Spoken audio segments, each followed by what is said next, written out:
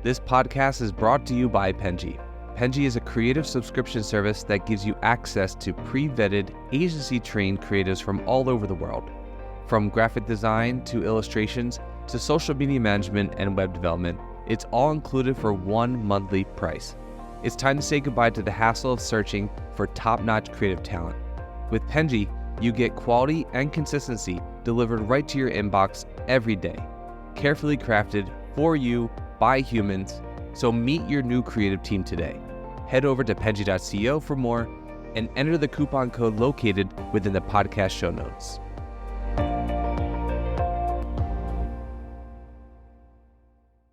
Alrighty. Hello, everyone, and welcome to the Fully Managed Podcast, the podcast where we discuss marketing and business tips to help assist you on your business journey. I'm your host, Shannon, Penji's partnership coordinator, and I'm joined here today with a very special guest, Taylor Janszen from Janszen Media. Thank you very much. Thank you so much for joining us today. I really appreciate it. Thank you for having me. No problem. It's our pleasure. So, could you just start by telling us a little bit about yourself, anything that you think is relevant for your professional career and kind of how you got to this point in your life? Sure. My name's Taylor. I'm the owner and CEO of Janszen Media. We're a full-service website design and digital company, specializing in website development, and content marketing. So we offer search engine optimization services, pay-per-click advertising for Google, Facebook. We have a team of about 6, and we are all over the world. So we have developers in India, Bangladesh, Philippines, and designers and specialists as well. So we've been doing this about 8 years, and it's awesome working with a lot of different industries and clients and getting to really get into deep dive of their business. Beautiful. So, what made you interested in doing marketing in the first place? I love to hear the whole story about how people get involved, because I feel like marketing is one of those industries that you don't, it's not always linear, the path that people take to get to it. Yeah. So growing up, I always said I am a creative, so I love doing design or doing artwork. And I like graphic design in high school, so I actually portfolio together and went to Miami of Ohio for graphic design, and they had a very competitive program. Went all the way down to I think they only let in about 30 kids into the program a year, so it's pretty Wow. and I was, top 35 or 40 or so. And they said, "Oh, well, we can try again next year." And I said, "I'm gonna just try to graduate and get a job and go from there." So That sucks. graduated and then got a job at a digital marketing agency where I learned a lot of the tools of the trade, learned about SEO, had no idea what it even stood for, and all the experience with building websites and hosting and servers and all of that. Um, when I got that experience, then I went to a larger company called American Freight Furniture Mattress, which now I heard a few weeks ago they just went bankrupt, which is interesting. But I've been out of work in there for about 5 years, but it is a larger company, helped grow it from 130 stores to over 300 stores. And then there's a $1 billion acquisition at that point. So I manage all the digital marketing team, the designers, the specialists, as well as building the omni-channel and the whole website with the team. So I kind of got that big corporate world experience. During the 3 years I worked there, I had my digital marketing agency as a part-time. So I was building up client base and building up my team members and all of that. And now we've been since about 5, 6 years full time. So that's kind of the whole story of getting into the agency where I learned everything and got the experience. Well, that's a really fun journey. Not really funny. I mean, like the bankruptcy thing kind of sucks. I mean, you weren't a part of it at that time, but what's cool about that is you could tell people that they went bankrupt because you left. Yeah. And that's you were such a crucial part of it and their success that you just maybe fabricate that a little bit so people think you're that much cooler. But that is really cool, and it's nice to. I definitely see a lot of people who get this experience in different things along the way into creating a marketing agency where um it's really helpful to um get all different kinds of experience rather than some kind of streamlined way of going through things, maybe like a marketing degree or um I think that having worked in a large company was probably super helpful in your journey. Agree. Yeah, working in a larger company, kind of had that single focus on a single client, so you could really dive in, have a lot of ideas that are for one specific client in a way. So you can kind of get granular with the marketing, so that those experiences with that, when now we work with, tens of plus companies, 20, 30, 50 companies at a time, that we're able to use all that experience as well as our team members' experience to build out campaigns, come up with the ideas, automate things like that. Do you still get to be a part of the creative side of things, or you kind of just managing things at this point? A little of both. Kind of transitioning even more out of the day-to-day task. We recently hired out a designer that's helping us do mock-ups for like website homepages, or any type of website features. Whereas traditionally I would do a lot of that design, and every once in a while I like doing it. Right now I'm in the review process of that stage. Um, but I mainly manage a lot of the projects, but I also have the skills of I'm not as skilled as some of my developers, but knowing some of the code and knowing where to investigate things and problem solving with the ideas. So I'm kind of transitioning out of some of the day-to-day tasks more into the more operations management, vision planning, team growth. Do you think you like that better, or do you kind of miss doing the design aspects of things? I say the good news is if I really miss it, I can always do some of the work. Actually, Yeah, I guess that's true. You have the option. yeah, but, I like running a business. I like the numbers. I like building a team. I like, hearing about my teammates' challenges and helping them solve it or asking them how they think they could solve it. So really being a strong leader, has been fun. Okay. Well, that's really nice to hear because I think that I sometimes designers will start something like this and then get so involved in the leadership aspects of things that they kind of miss the design aspect of things. So it's nice that you're able to one decide whether you want to be involved in the design aspect of things, but also that you like your new role. Yes, absolutely. Nice. So then on the marketing side of things, are there parts of that you enjoy more than others? I like seeing results. I'm a very numbers driven person. So building out reports or setting up a paid advertising campaign that's driving leads, driving sales, phone calls for businesses, is very important. And I think it's really cool when, for example, we spin up a Google Ads campaign for a pool company, and they tell me, "Hey Taylor, this is the biggest job we've ever sold. It was like a $400,000 profit job." And I Mhm. said, "Well, you paid for my services for multiple years."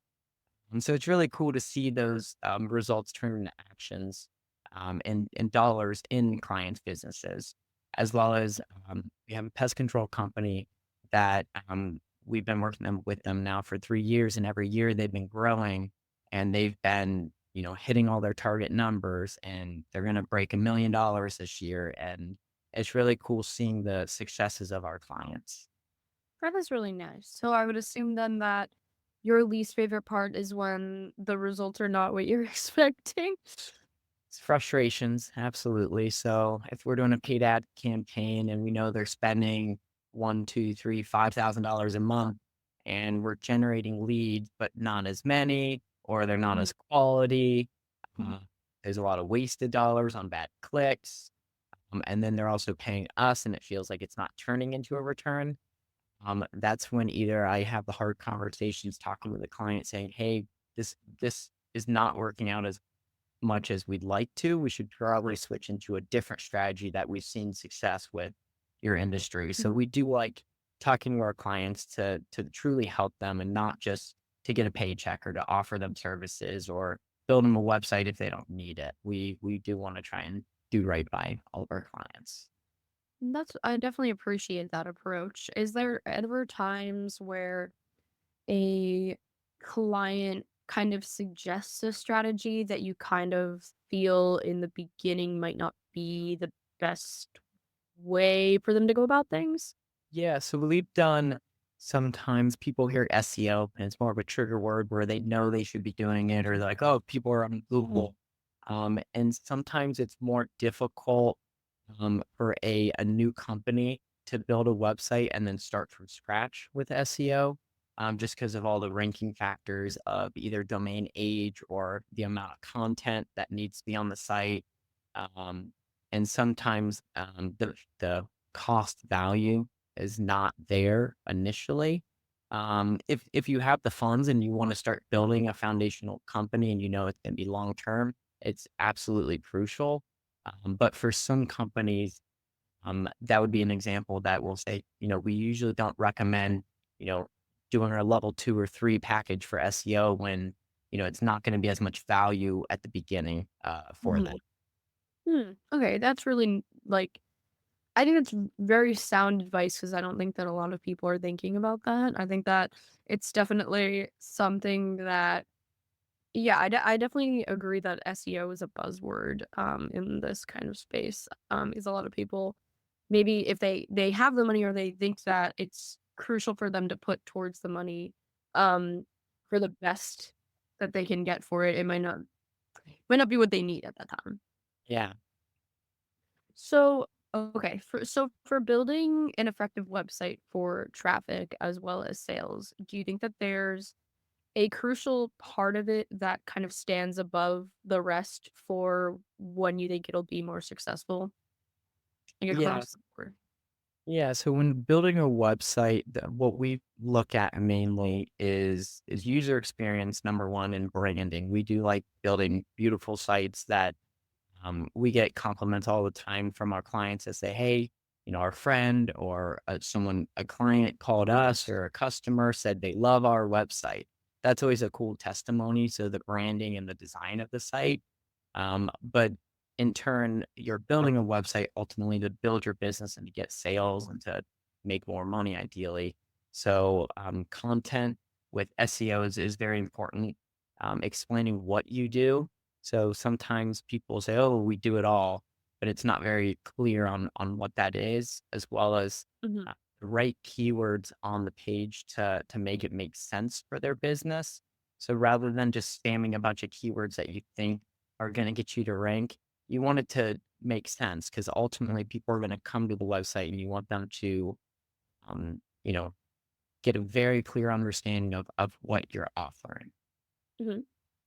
Do you think that, and I know that this is troublesome because I think that a lot of people want to say both, but if you had to choose, do you think that um that clear representation of content or a creative and innovative website design is more crucial in a business's traffic success? So we recently did some like LinkedIn automation strategies for our business to try and target certain businesses. And I've talked to a handful of business owners, which is really neat, that have sold 10 million, 50 million, $100 million businesses. So I'm curious what they know about it. And some of the things they've even told me, which I can at least recognize and understand, is they say a lot of times, a good website and branding is important, but it doesn't matter as much as the traffic and advertising and getting your name out there and the Mhm. impressions that are getting people to the site. Because sometimes you'll look at some of the largest companies, you're like, wow, they have a terrible website. How are they even functioning? And I everybody see that laughs all the time. And truth about it is they have sales teams, they have infrastructure in their business that is causing them to grow, that their website is more of a basic information site. They don't need all these bells and whistles and creative videos and this and that if it doesn't relate to their business. And it's more about they're spending millions and millions and millions and tens of millions of dollars in advertising that are getting their name out there. And that's what's really growing their. Mm. So then changing the color from this or that or updating, a page to add 6 more images. Yeah, I'm trying to decide whether, like, what I personally believe is best.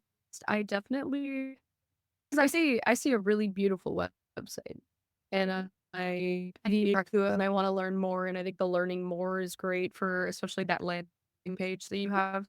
But at the same time, if I don't understand clearly what a business is providing, then I'm not going to do much more to figure it out. Um, I'm not gonna place a call if I can't understand it immediately. And I Yeah. think that's a big thing um that you can have a slew of grammatical errors on your website and somehow your services are still clear.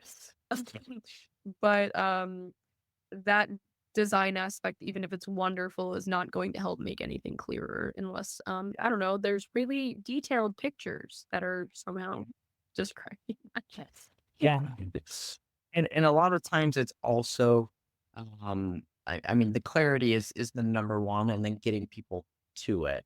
And then the user Mhm. experience, however, is very important. And even the large companies, if you come to them and say, "Hey, I'm on your website and your menu doesn't work," or "I'm clicking this link and it goes to a broken page," and that's your ad is driving people to a broken page.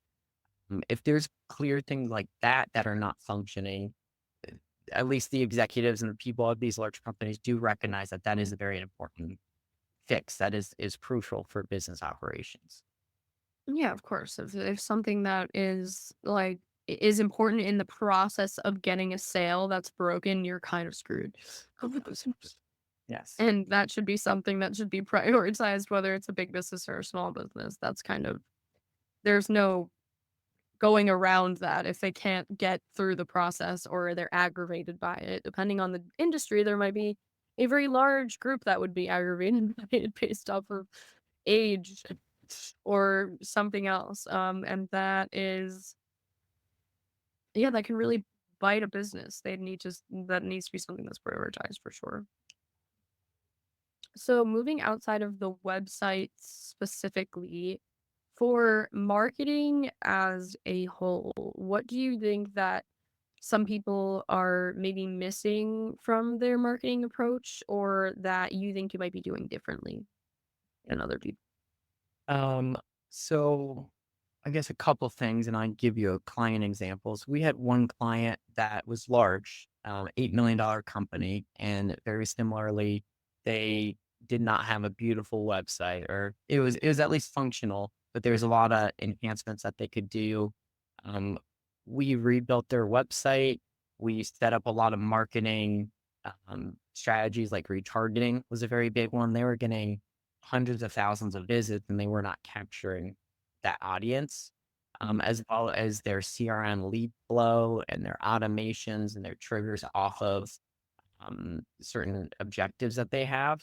In addition to, we've funneled a lot of their traffic down through a single request pricing form, which sounds very simple but before they just had to contact us. Whereas their Mm. site very driven around get pricing, get marketing, and it wasn't as clear. So we built them a landing page, built them a redesign, did some marketing initiatives, did some consulting on their Google Ads and optimized that, and was really coming up with a lot of creative ideas. And we did business consulting for them. And in 1 year, they went from 8 to 14 million. The next year, they were at 20 million, and now they're sitting around 20, 25 plus million, growing.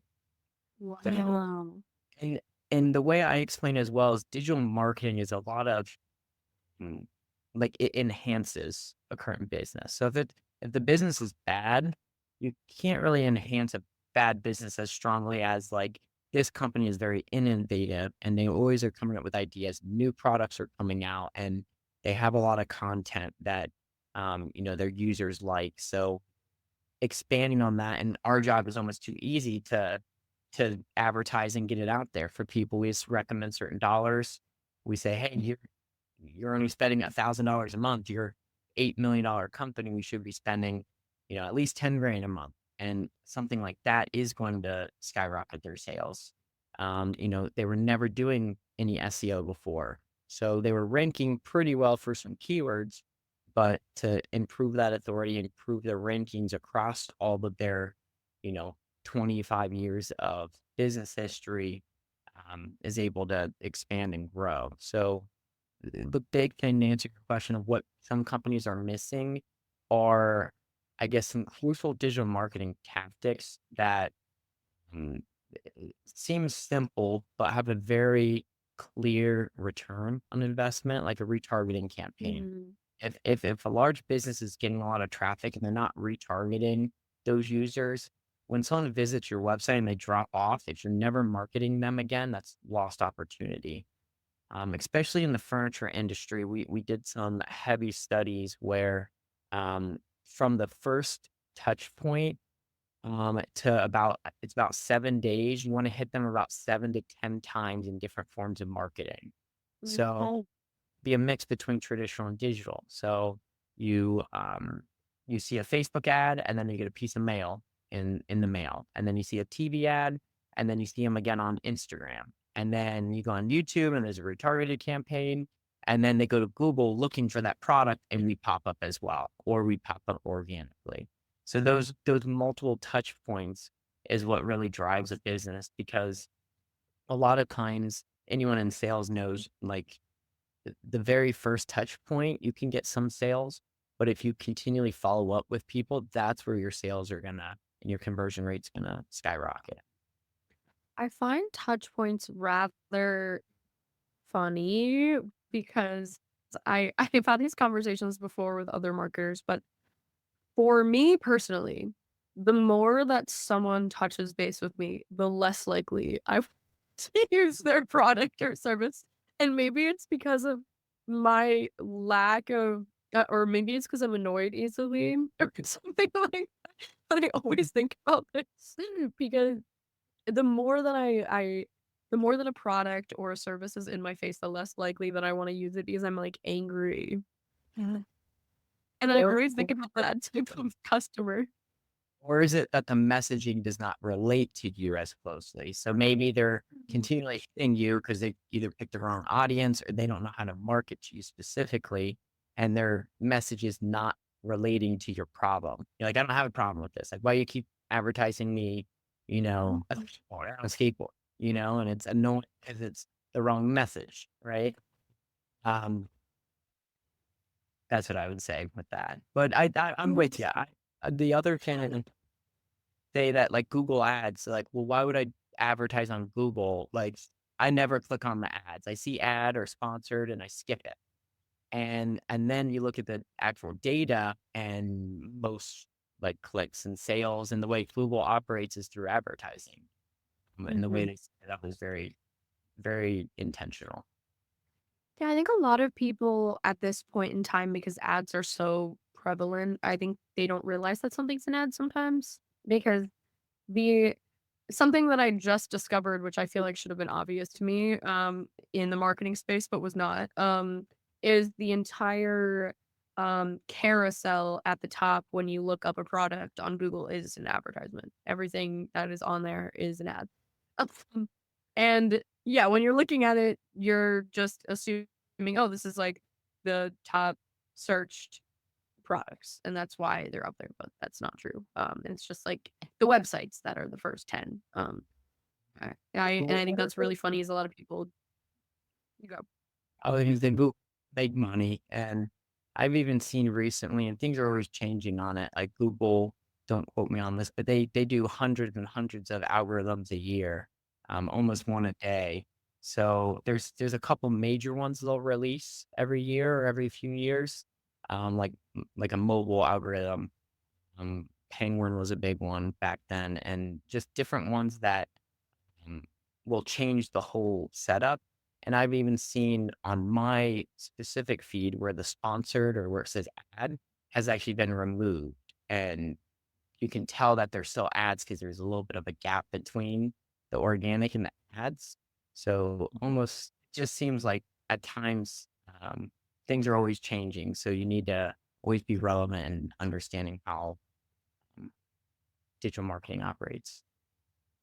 Yeah, no, I think it's funny because I always like to think of, and maybe it doesn't put every marketer in a good light of marketing as kind of manipulation, but it it to an extent kind of is. But I think it's more kind of related to psychology of like if you can trick someone into watching an ad, which I is somewhat manipulation. You you can kind of, especially if it's something that they would want, then they're likely to buy it. And I think that that trick is something that's kind of difficult to do. Especially, I love that with content creation because I think to an extent when content creation is so unique and creative and fun, um, it kind of when it's that kind of eye grabbing thing, it kind of does trick the brain into thinking like, oh, this is just like something fun and exciting and new, and I'm gonna, consume this, and then I might actually purchase it because I just enjoyed this content. And I love that idea of, you know, it's trickery in a little bit of a way, but it's also I don't know, it's enjoyable. Like people are going to spend money anyway. So it's kind of just choosing the right space at the right time in the right way. Yeah, and I mean, a lot of times, like we have clients that are, like we get a home remodeler that we do Google local service ads, and we see calls come in, and this person's like, "Hey, I got a little project for you," and then he explains like he needs to gut his whole house and add a deck and add an addition, so it's not a very small project, and all he did was click the very first thing on Google and they popped up and now they have opportunity to get a proposal out to them, go through their process, ideally continue their follow-ups and things like that to close jobs and get big projects versus, there's more than likely a lot of larger companies, and we're in Columbus, Ohio, that are doing bigger jobs than them. And that person could more than likely go with any of those companies, but they called the very first thing on Google, which was, and that's how leads come in. Yeah, of course. And I think a lot of people will do that. It's similar to the idea that people will see something on social media and believe it is if they see the first thing that comes up on Google. I think people really like the ease of information. Um and I think that, Google ranking is something that goes into that is that, the average consumer doesn't want to do a heavy amount of research in order to, consider purchasing a service or a good. And I think that being at the top is something that's super beneficial for you for those people specifically. Yes. Yeah, and of course you want a good service on top of that, so that you maintain these clients. But I think like that's a huge thing in just bringing them in is being able to just be in the front of people's faces. Correct. Okay, well, it's game time. I'm gonna ask you some silly, absurd questions, and you give me the best answer that you got. Sounds good. Alrighty, first question, my favorite question of all. How many eggs do you think that you consume in a waking day? In a working day, In a waking day. in a waking day, You're 12 hours, maybe long. how many eggs? I mean, eggs are various. I'll either eat an egg sandwich or I could get some scrambled eggs, but I mean, I probably say in You a can make week, them anyway. You just have to consume. how many could I consume in a day? Oh, Yes. mm, Anyway, they can be any style. They just have to be consumed. depends. I'd probably people are doing, but I could probably maybe a carton or two. I'd probably eat 12 or 24 eggs. For cardinal too. Okay, that's pretty fair. We have a slew of answers for this one. I don't know why I like this question so much, but I think it's so silly. Um, I've gotten 8 dozen. I've gotten 50. I think Aiden is insane, and I don't think that they'd be alive after I he don't think doesn't. I don't think I'd want to eat 50. It doesn't sound very soft. I don't think anyone wants to eat 50 eggs. It's that 50 and beyond, I think is not that I don't think it's possible. I think that you'd maybe die or go into cardiac arrest and Believe then it. maybe die. Something, but yeah, I think that's kind of a realistic answer. I think around 20 to 30 is more realistic than 50 to 80. Those are you know, interesting people. I don't know if I trust them. See, Okay. people out there. Yeah, no, I will at some point my vision is to create a compilation of the egg answers Mhm. and basically put the people on blast that have given me absurd egg answers. They chose to say this information on the podcast, so that's on them. I can make compilation videos as much as I want. Okay, let me ask something a little more marketing, but a little more fun. Okay, for outreach purposes, this is difficult for some people to answer because they want specifics. I'm talking about in general, across the board. What do you think is better, LinkedIn outreach or email? I'd probably say LinkedIn. Okay, why? We currently do LinkedIn automations. We've also tried email targeted automations. Again, I think a true mix of both would be beneficial. And sometimes you'll do a LinkedIn outreach and then you'll schedule a call with people, but then you take it over to email.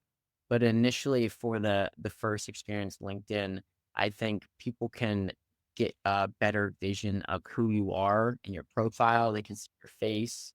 Sometimes email, you have a logo or no picture of that person, as well as it feels more, depends if you're automating and not authentic or you're just blasting out to people, but it feels a little bit more personalized. Yeah, I definitely agree. I think that there's like a barrier within LinkedIn of like people assume you're spam, or if you're contacting them, they assume that you want something from them, which is kind of, what LinkedIn is really kind of for, a little bit. But I definitely think that email is you can be anyone. LinkedIn, at least there's evidence that you're a person, and hopefully if you're reaching out to people, there's evidence that you're a person. You have a profile that's public, and you have things that you've done and they know about them, and I think that's really important for people to get an idea of who you are. I definitely agree with that. I think email is more of a, you know it's more of the unknown. You don't really get a feel of who someone is unless they're really eccentric in their email with their language. I have had those, and those people are great. uh I'm sure that a lot of people don't like eccentric emailers, but I love them. And I think those people are great, and you definitely can tell their personality through their email, but not everyone, and I would say probably not most, are good at showing their personality through emails, because emailing kind of sucks a little. Well, this is all the time we have today. We're a little over time, but that means it was fun. But thank you so much for joining me today. I really appreciate it. I think we learned a lot. I think the audience learned a lot, and I learned a lot. And that's why I like doing this podcast. So thank you very much. Yes, absolutely. And everyone watching or listening at home, please don't forget to like and subscribe to watch more videos like this and be able to learn just like I do. Thank you so much. Thank you. Bye. You've been listening to Fully Managed, brought to you by Penji. Check out the show notes to learn more about today's guest, and to learn more about Penji, the human-first creative subscription service, head over to penji.co. And by the way, if you're still listening, it would mean the absolute world to us if you were to share this podcast with a friend, and of course, subscribe.